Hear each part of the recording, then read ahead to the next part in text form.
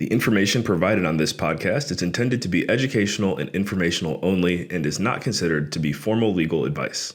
The listener should not take or refrain from taking action based on its content. Any listener in need of legal opinion upon which to rely in decision-making should consider formally engaging an attorney to review relevant facts in detail and examine the pertinent law as it applies to those facts. Welcome to Real Estate Milestones, where we explore fascinating topics in commercial real estate with knowledgeable industry experts. I'm your host, Ben Malik, and I'm a young real estate professional who is passionate about adding value to people's lives through the incredible power of real estate. My goal is to help you discover what the heck is going on in the industry and how you can get involved.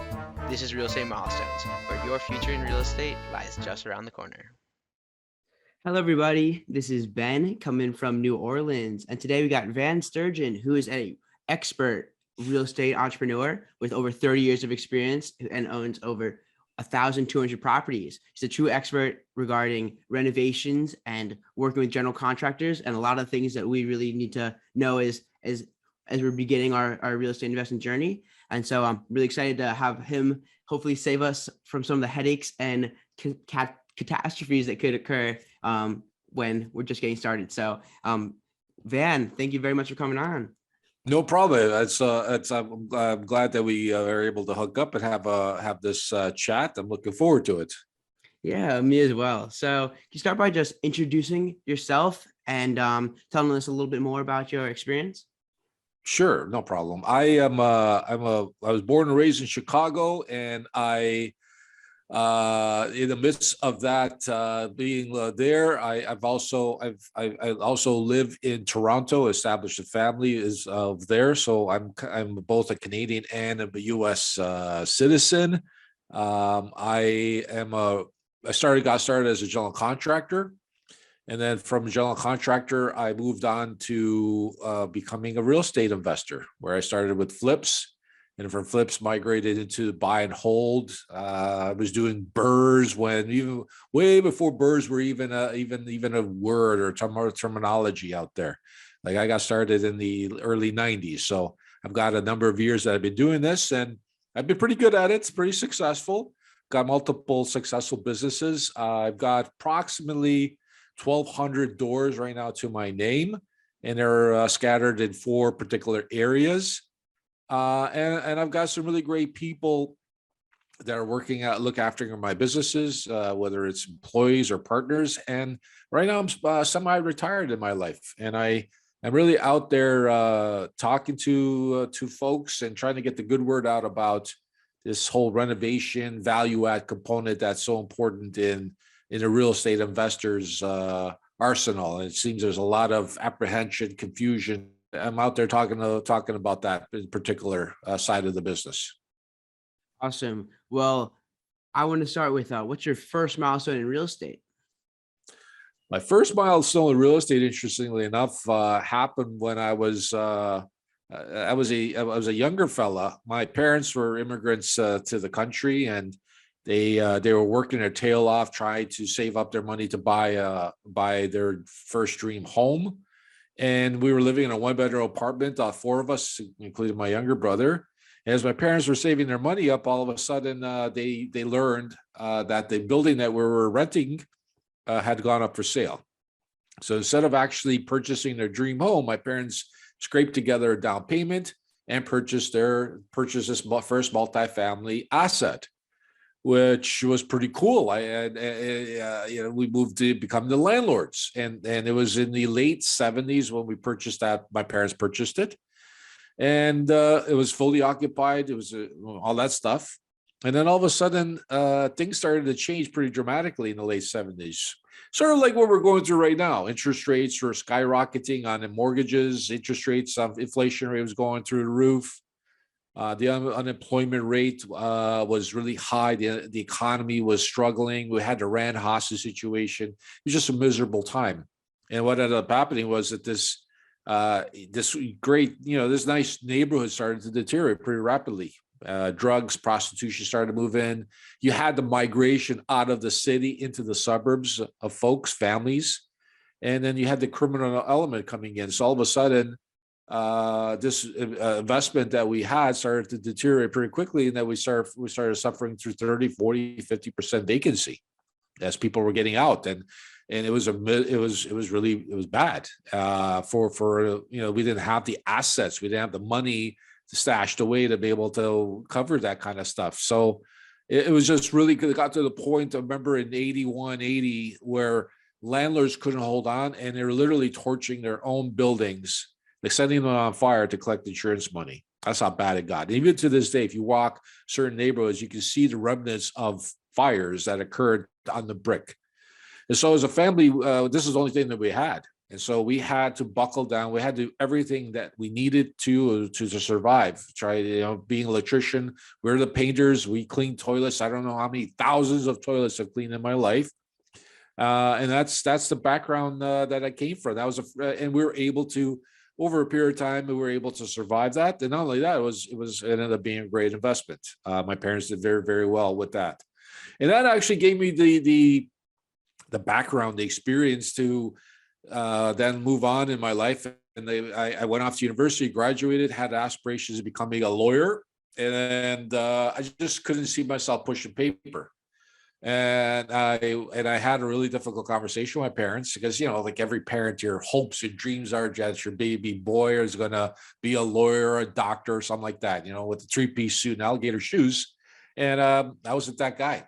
And I broke it to them, and then I went off into Chicago in the late 80s and became a general contractor on the hustle, working my way, trying to develop a business, creating relationships. And over a period of time, I kept running into these real estate investors, these guys who would buy and sell and flip. And I'm like, whoa, this is pretty cool stuff. And I was seeing what they were doing. And then in 1991, I had my first flip, where I bought a property, I renovated it, sold it, and I made like around $30,000, which I was back then, Benjamin, it was a lot of money. Like lawyers were making $30,000. I was able to knock something like that down over the course, I think it was like 5 or 6 months. And so I was hooked. I was like, whoa, this is something that I want to continue to do. And I've been really blessed. I've been really blessed in my life in that I've developed a couple of successful businesses.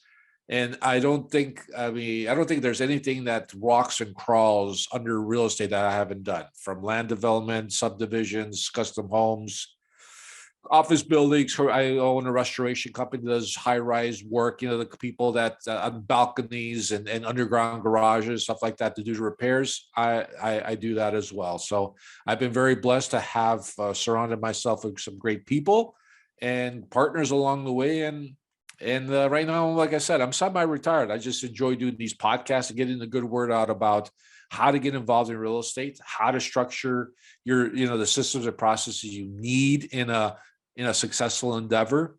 Because you gotta be professional about it, because there's lots of money at stake when you get involved in real estate, a lot of liability, and you got to implement processes and systems so that you can scale your portfolio and grow. And there's nothing out there that is better than real estate. People talk about stock markets and crypto and all that other stuff, but man, if I can just give me 20%, give me 20, give me 100,000, give me 50,000, give me leverage. The power of leverage is so powerful, whether it's my money or your money. It's unbelievable that what you can do with real estate, and then, creating relationships where, joint ventures. That's how I created my portfolio. That's how I got started, where folks would come to me with their money, and we would go work out an arrangement where they gave me all the money I needed and I did all the work. And then we ended up brought them to the promised land. And I did that once or twice and 3 times. And all of a sudden I had a lineup of people wanting to throw money at me to do the same thing over and over again. So when people say that you need money to get involved in real estate, no, that's not true. What you need is actual education. You need to be able to know your business inside and out. And if you get to that point, anything and everything is possible. We live in the greatest country in the world. Well, yeah, I mean, obviously you love real estate, and I think anyone who's listening to this is pretty interested and see the possibility for what real estate could be.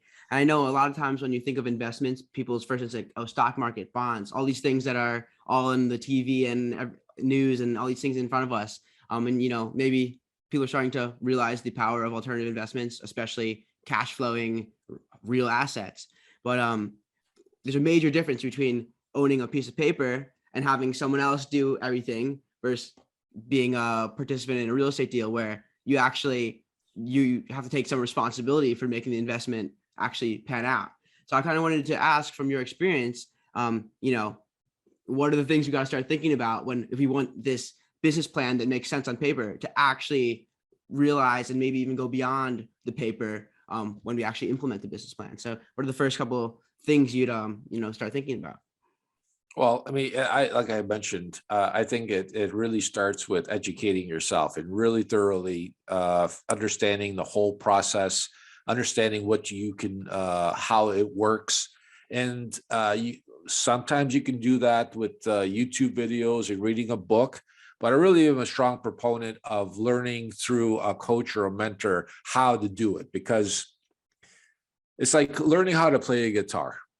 If you decided today, Ben, that you wanted to learn how to play the guitar, you can go with the option of buying a book or watching YouTube videos. And maybe after a couple of years, you might learn how to strum a tune. Or you hire a guitar teacher that sits right beside you, watches you, shows you how to hold the guitar. There's certain nuances, there's certain things that are customized and personalized when you have a one-on-one interaction with a music teacher, guitar teacher, than you can with a YouTube video, right? And so is it possible to do all of that stuff through that kind of like YouTube and reading books? Yeah. But I really am a huge proponent of having somebody there right beside you, a coach, a mentor. And I have spent hundreds of thousands of dollars in my development. My successes have been attributed to the investment I made in myself through coaches and mentors and weekend retreats and all that kind of stuff. I'm a product of all that investment that I did on me. And that's why I've been very successful. And so that's what I encourage everybody who wants to get into this, is that you should be investing in yourself first before you start investing in any property. And real estate is it's a beautiful business, but it can really, it can be really vicious. I've seen great intentioned people with lots of money go in, not knowing what they do. And all of a sudden they get walloped. And it's sometimes they can't survive that big wallop. They purchase a property, they think that it's a great deal, but it's not, or they over renovate a property and they can't get their money out. Or they hire a contractor that steals their deposits and runs away. There's a whole bunch of things. And we're not talking about a couple $100s here. We're talking about tens or maybe hundreds of thousands of dollars at play. And so I think that it's just like when we run out and buy an insurance policy on our car before we drive out, there's a 99% chance that if you drive to the corner store and come back, that you'll be fine. But there's always that 1%. And that's the reason why you buy insurance. And so I think that part of that whole coach and mentorship to be able to get you through your first investment purchase and the disposition of it is incredibly important. And hopefully I've explained myself about that one. Totally. Well, it seems like the common trend, and rightfully so, is acquire an asset, add value to it. Hopefully that boosts the valuation by we don't have to go into the details there, but I want to talk about specifically like what to look for in terms of opportunities to add value, and then, how to do that. Like, how do you, actually innovate or implement a renovation, and like, what are the things that we have to be aware of? Sure. Ultimately, when you're looking at acquiring an asset, we as real estate investors are looking for a diamond in the rough. We're looking for an ugly duckling. We're looking for a beat up piece of junk, the crappiest house on a great street. And we acquire it for a great price because we're discounting it for our time and profit, and also for the amount of work that it requires. So once we buy that piece of junk, now we got a great deal. That's wonderful. We got one side of the pillars, the two pillars that support real estate investing is, one, we got a great deal, under market, off market deal. And then the other pillar is, how do we raise value? What do we do? What kind of renovation? What kind of thing do we do to this to be able to elevate that value past the point of what we paid for it in terms of renovation and purchase price, so that we can either make a profit on a flip, or we can profit from it by pulling equity out in a refinance and do the process over again. And so Hollywood spends such a wonderful time on these renovations, these 30-minute shows where they buy a property and they bash the wall down and blah, blah, blah, and they made $50,000, $80,000. That's wonderful, Hollywood stuff. But at the end of the day, the cameras kind of pull away, don't show you that wall that falls onto the ground and turns into millions of pieces. Or the contractor doesn't want to show up because they give you some nonsense excuse, and how you deal with them. And what are the items you choose to deliver the highest ROI toward your project? And so those are the types of things that I help people through in trying to really structure and implement the systems and processes necessary in a business. This is a business to be able to get you to the point where you're efficient and you're able to bang out ROI. So one of the things I see it often, I'm just going to assume that people buy, they get a great deal. They bought a great deal. So there's a process that should be implemented when you get to the point where you need to do that value add, that renovation, whether it's a single family or multifamily. And the first thing is really you need to set a goal. We need goals in our life. We need to have it's like similar to hopping in a car and not entering a destination. You can't, where are you going? You got to know what your goals are. And then based off of that goal, that is the beacon that everything flows through in order to get you to the point where you have realized your goal.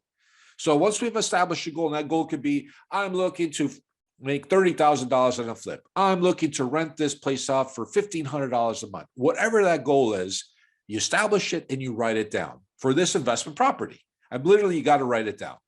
Because once you write it down, then you can visualize the steps. You have something to look at to be able to structure a plan of attack to get to that goal.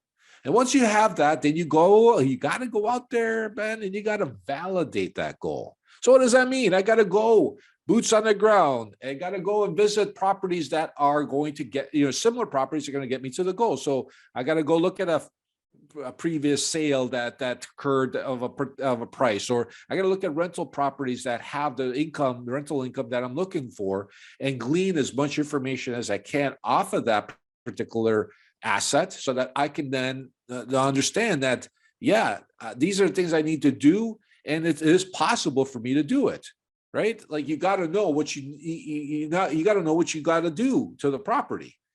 And through that process, you validate it. You make sure that you're going to be able to reach those goals that you've established for that particular renovation value add project.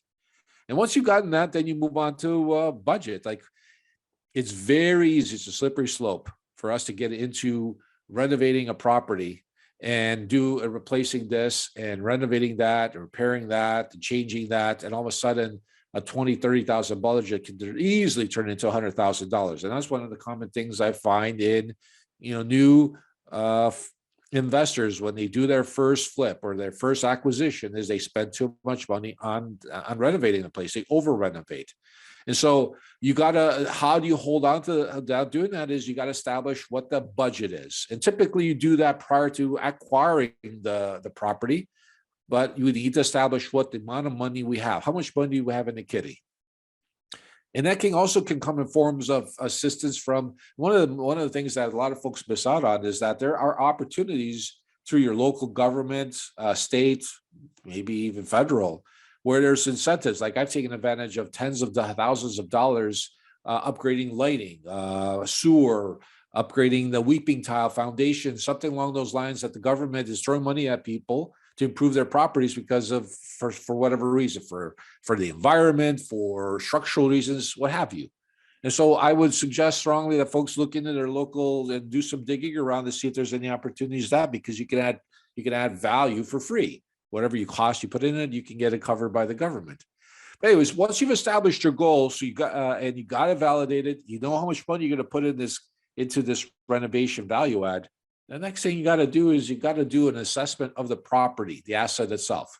Again, whether it's multifamily, whether it's single family, you really need to go through a checklist of identifying the items necessary to be able to do something with this property. And I call that a needs and wants list. And really clearly on that sheet, you got one side has needs and the other side has wants.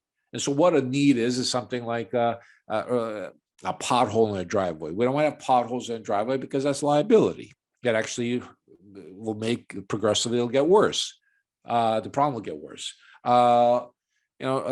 Windows that leak or a roof that's leaking, foundation, things of that nature that need to have to be repaired. Then you got the want side, and those are things like that lime green carpet from the 1980s, appliances that are white and all decrepit looking, but they're still functional. These are want items that we put on that other side of the ledger, on the other side of the list. And what we do is that the whole purpose of this list is that we do an inventory of the whole property. It forces us to look at it and then writing everything down. And then based on the amount of money we set aside in our budget, we first address the things that are on the need side, repairs, things that have to be done. And then we look at the want side and attribute the one spending money on the items that deliver the highest ROI. And oftentimes folks will get stuck into doing things that just aren't really necessary, like replacing windows, for example. Like, long as the windows are functional, they might not be the most energy efficient. They might not be the best looking suckers, but sometimes, often you can get by with not replacing windows because it's a huge high ticket item, and putting those dollars or saving those dollars and putting them into places where you can get the highest ROI.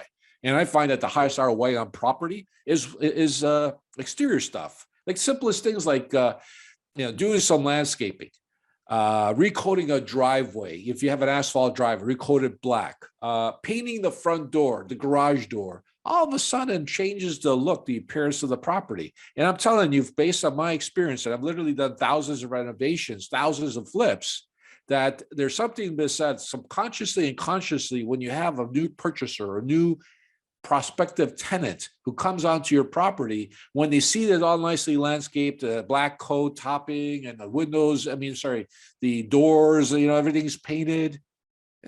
And people all of a sudden, start there's an old saying that a real estate agent told me, God rest her soul. She said, Van, you can't sell the steak without the sizzle. You need to have a little razzmatazz to be able to entice people to come in. And it's amazing. I've studied this. I've looked at this. It's amazing how people start to overlook the kitchen that you didn't renovate, or the appliances that are kind of crusty and musty, or a bathroom you didn't do anything with, because, the outside looks so homely, so beautiful, so enticing to the people who are interested in either renting it or purchasing it, right?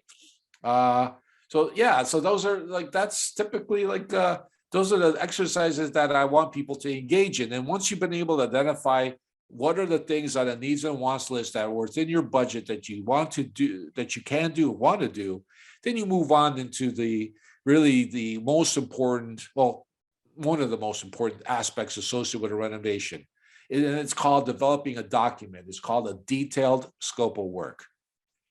Now, Benjamin, I've done renovations all across the board, from residential all the way down to commercial. And there isn't a project on the commercial side that doesn't have a developed detailed scope of work, a document that gives a blow-by-blow account, all the specification, the processes, everything associated with that particular renovation is written in a document. And you read it, it's like the Bible. It just says every single process is listed in there. And there is no deviance as a general contractor from it. You have to follow what's in that document because you sign off on it. It's part of the agreement, the contract that exists between the owner and the contractor. On the residential side, single family home side, I rarely find anybody that puts the scope of work together. And on top of that, if there is one, it's so generic. It doesn't give you any detail. And oftentimes, the scope of work is developed by the general contractor and not by the person who's actually paying for the service. It's like we're allowing the wolves into the hen house. Like, if I'm a general contractor, which I am, I don't even want to, I could take advantage of you so quickly, so easily. It's just to be kids, it could be kids play. And that's where folks need to really spend some time, especially if you want to be a professional real estate investor. Whether it's on the single family home or multifamily, it doesn't matter. You have to have something developed that you can use as a boilerplate that you can use constantly over and over and over again, but you need to develop that. So what is it that you're looking for in a kitchen? What is it looking for in a bathroom? What's the surface preparation on a wall? What kind of primer? How many coats of primer? What kind of paint? How many coats of paint? All of that information, detailed information, you need to include in a detailed scope of work, because when you move on to the next phase, when you tender it out, contractors will look at that detailed scope of work and there's no wiggle room now. They can't shuck and jive. They got to follow what is written there and price it out accordingly.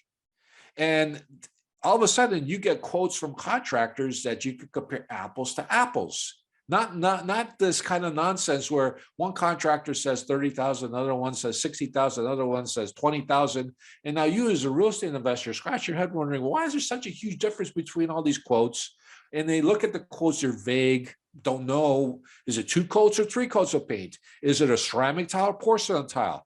You know how many different types of toilets you can buy, Benjamin? There's $100 toilets and there's $1,000 toilets. Which one do you want?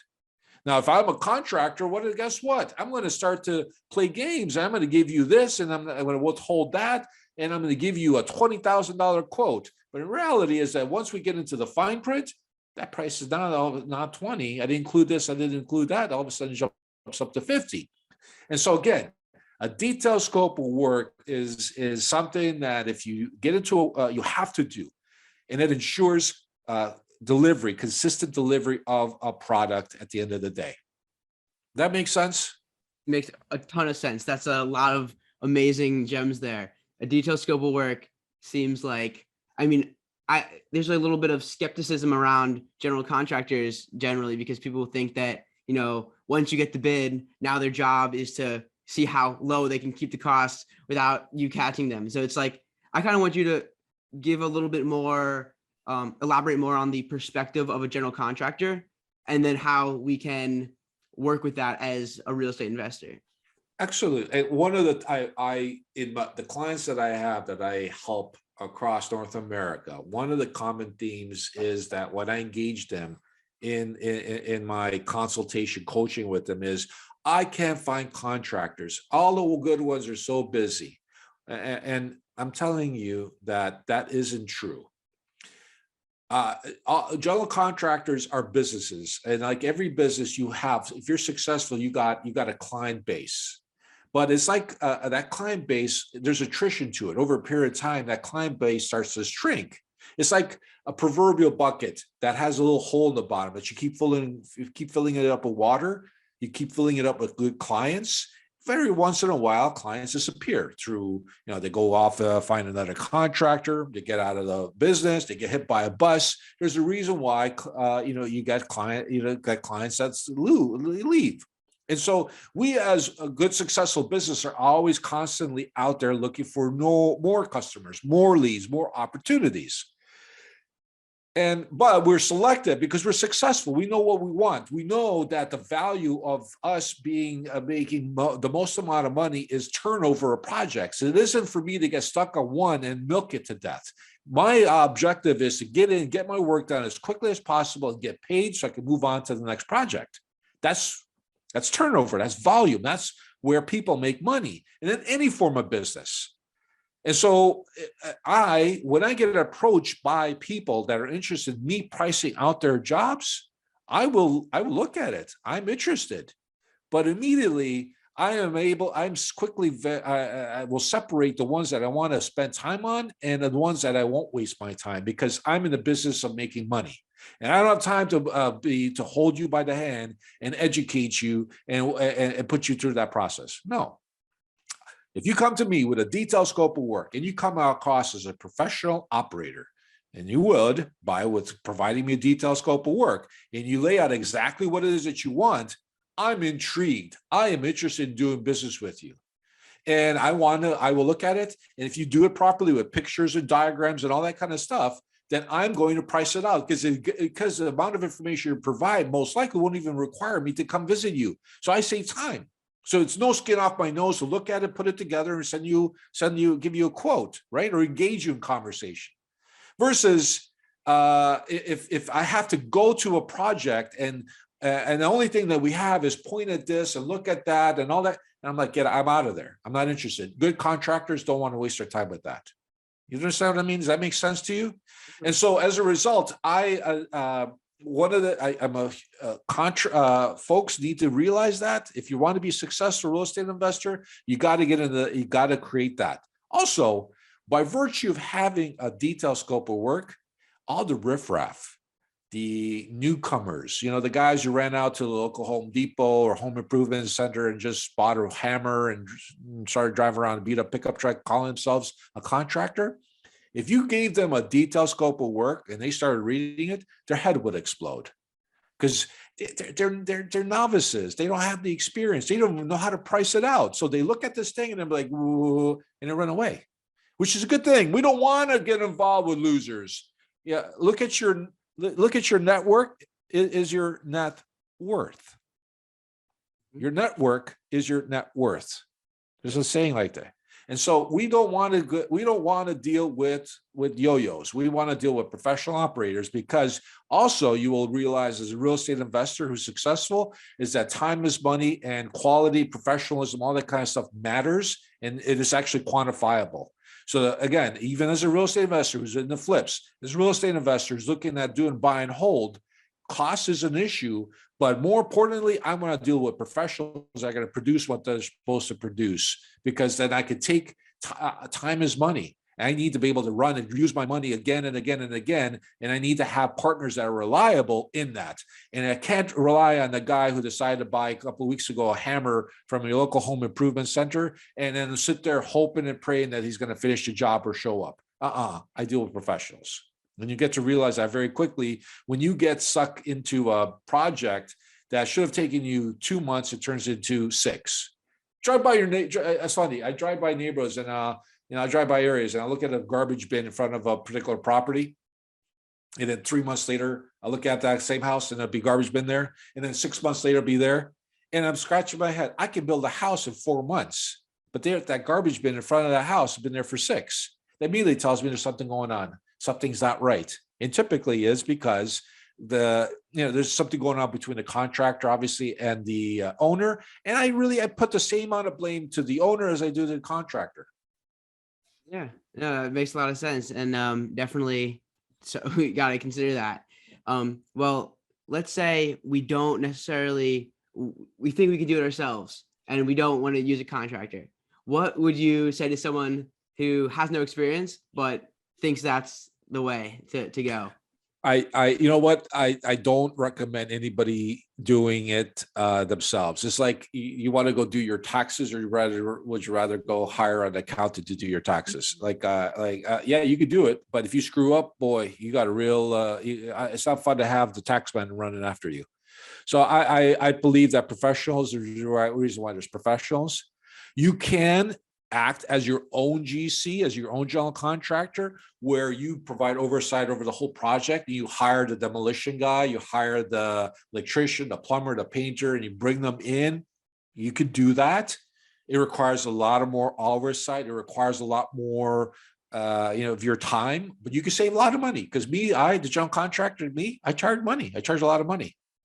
And if you want to get rid of that oversight and managing the whole project, planning and managing it, and you want to do it, you could do it that way by, hiring these individuals out. But for you to do the demolition, I got scars all over my body doing the work myself. I can tell you, it's not fun. That Hollywood will knock that wall down. It's so fun to kick through a wall. Yee!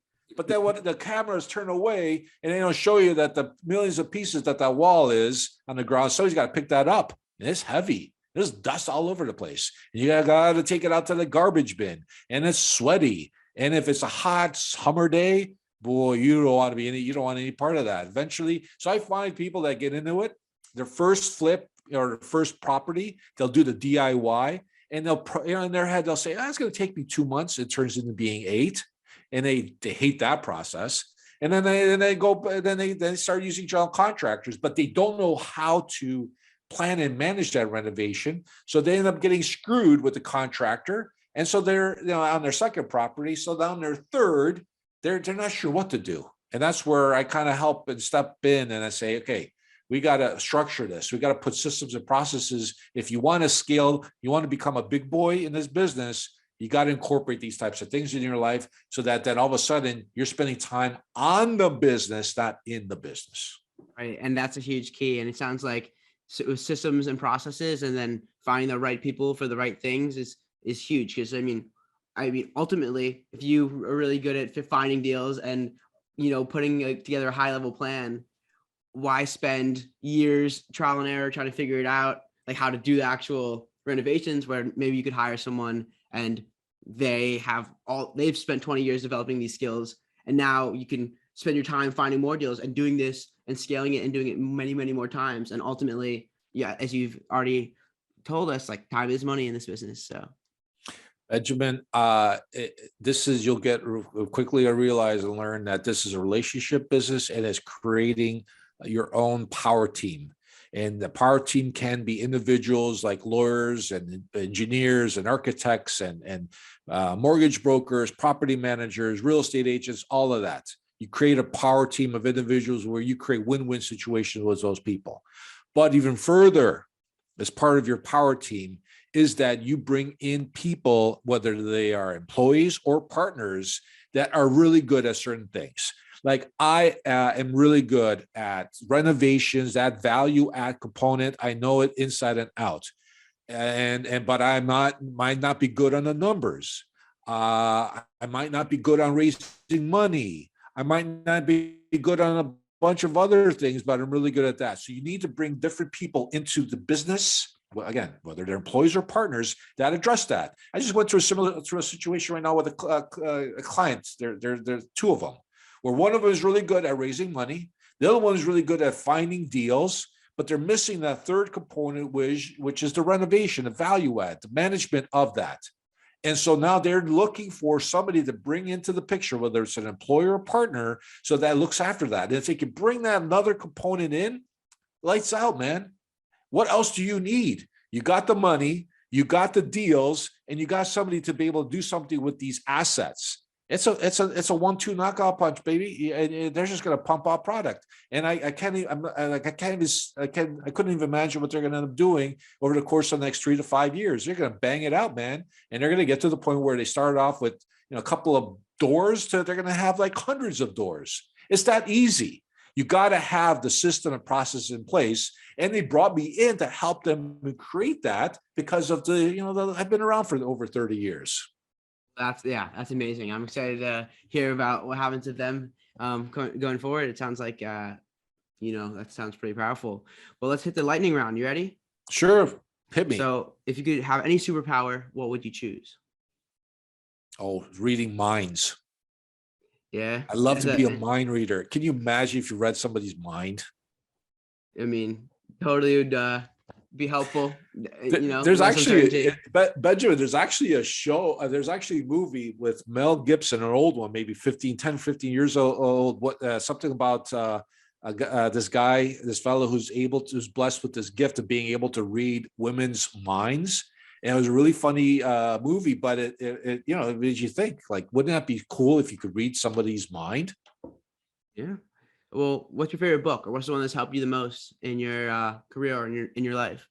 I got a couple of books I'm going to quickly share. Think and Grow Rich by Napoleon Hill. I think it's an incredible book because it teaches positivity. It teaches mindset. One that's off the wall that I don't think a lot of people talk about, but I will. The Art of the Deal by Donald Trump is a fascinating book where I drew some real interesting nuggets out of it, and it's helped me out in my life. There's a lot of great books out there. So those are the top two that are kind of off the wall, that not off the wall, at least one of them is that I would encourage people to think about and read. Right. So what motivates you to continue every day? I enjoyed myself talking to you and others about real estate. This is really my passion. I'm really good at it, and I enjoy helping people. So when I get on a call and it might last 2 or 3 hours with somebody, it's like nothing. And when you are, I encourage everybody to go and seek out what you're really good at. Like, we are all blessed by the universe, by God, with a special gift. And that could be, you can bake a great cake, you can sing, you can dance, you can crunch numbers, you can raise money, whatever that skill set is, you've been blessed with a gift. Find that gift and follow it. Because if you follow it, it will lead you to endless riches. No And, question. hopefully happiness as well. Absolutely. If like I'm happy, I'm a happy person because it's just by virtue of me spending time with you and sharing experience and talking. And then I'll have a client later on, and enthusiasm and my being able to play a small little bit part in their successes, and the gratitude that they have for me helping them out fills my soul and it gives me the power to continue on. Like I really enjoy it. And I found my calling. Like I said, I got to a point a couple of years ago where I had a health scare that really changed my mindset associated with going out there and on the hustle. Like I was a one mean son of a gun, and that hitting that crossroads made me realize that, hey, maybe we need to stop and smell the flowers. And then I fell into this helping people, and I'm really passionate about it. Really enjoy it. Yeah, I mean, I totally feel that. I get the most energy and the most satisfaction when I can, use some skills or something that I've learned through my experience and talk to a peer or talk to family member and give them a smile or help them through the situation. And like that's really what always gives me energy. I always make time for that. And because ultimately, if not now, when? Like, I want to do that whenever I can. So what advice would you give to someone who wants to follow in your footsteps besides all this amazing advice you've already given? What I think I already touched on it. Like if you really want to get serious on this, I think that you should start by making the investment in yourself before you run out and make an investment in a property or something like that. Real estate, definitely, for the power of leverage is really is singularly the number one thing that separates all other investments and things you can do to create generational wealth, to create the financial freedom that you want to experience in your life. So I think that that's what I would strongly encourage young folks when they're getting into this, is to spend money, time, and effort learning the business inside and out, how to approach people, how to talk people. One of the things I constantly hear is, oh, there's no money out there. It's difficult. Where do I find the money? Where do I find the deals? There are deals everywhere. You know how I know deals?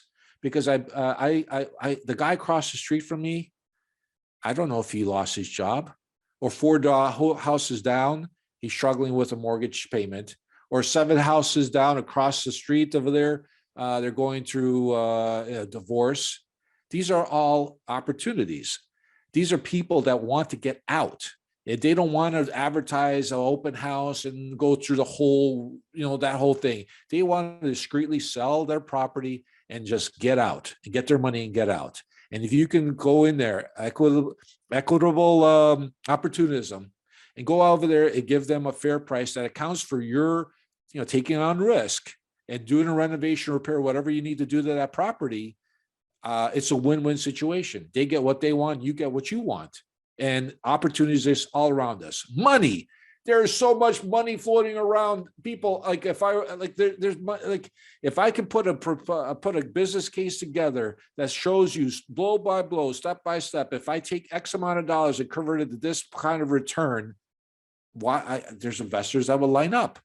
I go out there and find a deal, and go to your Facebook community and post a deal in those real estate investor things. Like, put it just for kicks. You just go, just say, hey, I got a property here that I bought, that I got off market. That's $55,000. Anybody interested?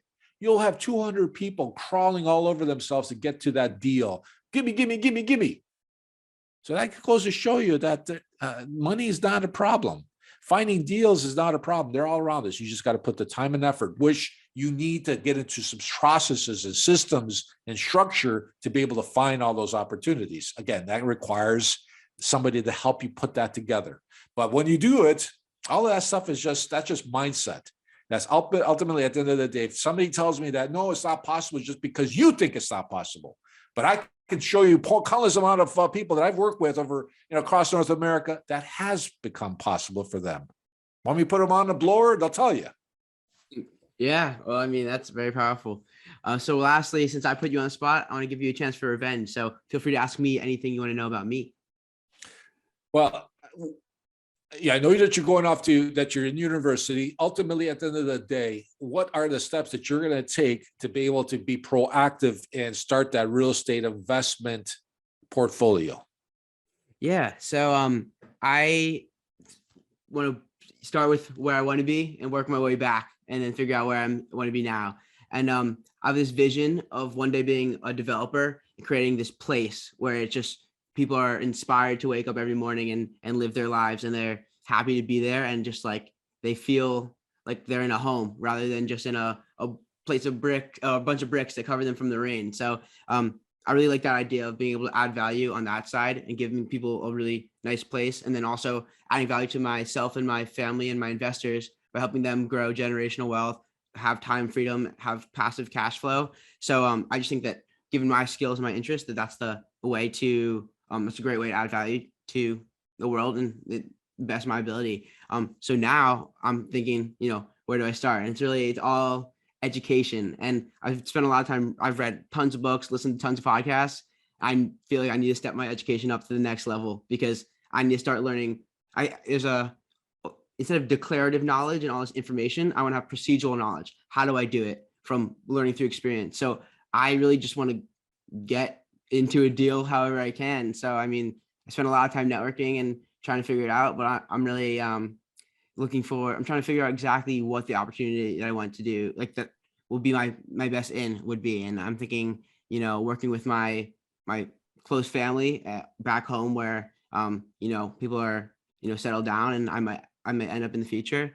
Cause I think there's some opportunity around the DC area in Virginia and over there's some growth. So I'm looking for ways to enter the market there, maybe small multifamily or, single family, like maybe a BRRRR method or a short-term rental, it's a vacation place. But yeah, I really need to create these systems. And I think I might need to find a mentor or someone who I can, emulate a model instead of trying to pick out these pieces that's floating around in my head from all these podcasts and actually find a system that I can stick to this one thing and use all my energy, enthusiasm, effort, motivation, and put that all into something that I know works instead of being like, okay, like I haven't done this yet, so I'm not an expert. I just have all this information that I need the confidence to rely on all the stuff that I've learned.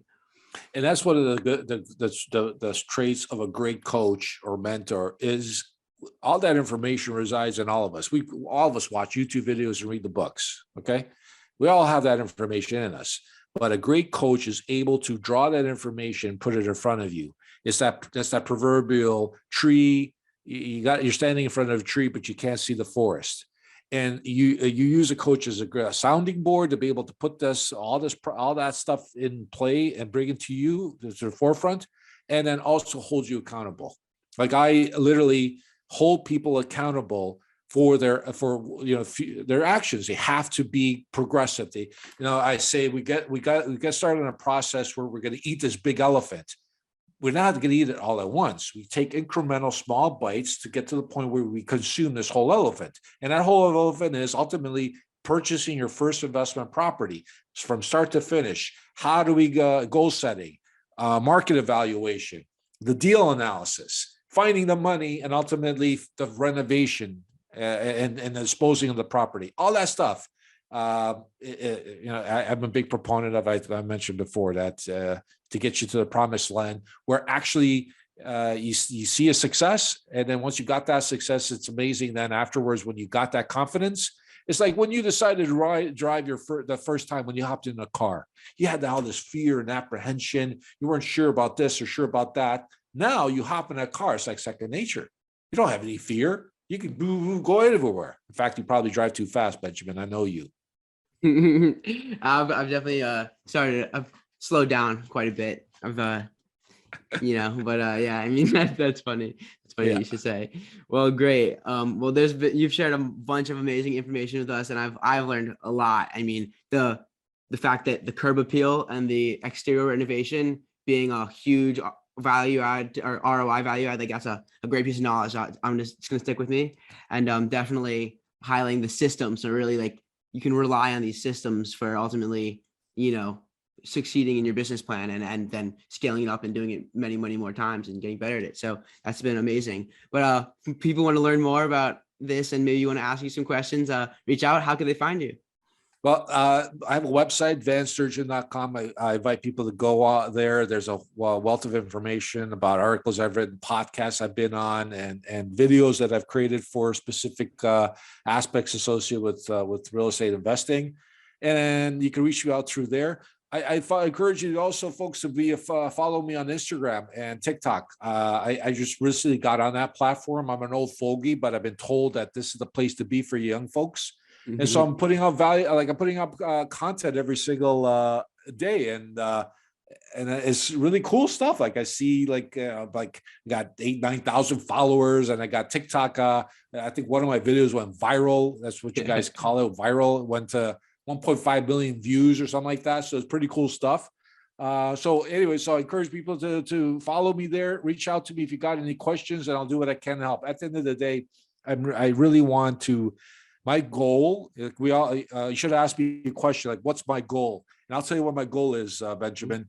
My goal is to create 1 million millionaires through real estate investing by 2030. Awesome. I think you can do it. I have no doubt, actually. So I can't wait to see that. I don't really go on TikTok much, but I'll be sure to find out that video where you announce that you've succeeded. Okay, cool. Awesome. Well, thanks again for coming on. It's been a great, amazing episode, and encourage everyone to reach out to Van if they got any questions or want to learn more.